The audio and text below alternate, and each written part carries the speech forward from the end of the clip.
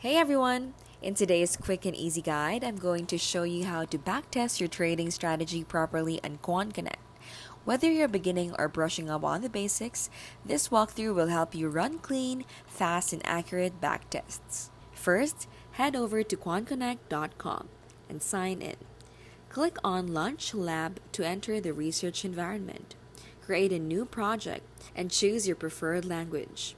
Inside the project, you'll see a default template. This includes Initialize for setting up your backtest and On Data for handling market data. Customize it with your indicators, data sources, and logic. Don't worry, you can copy-paste starter templates from the documentation. Make sure you define your start and end dates, cash, and brokerage model in Initialize. QuantConnect will process your strategy and give you detailed performance metrics. Look through the charts, trades, and logs to see how your strategy performed and where it can improve.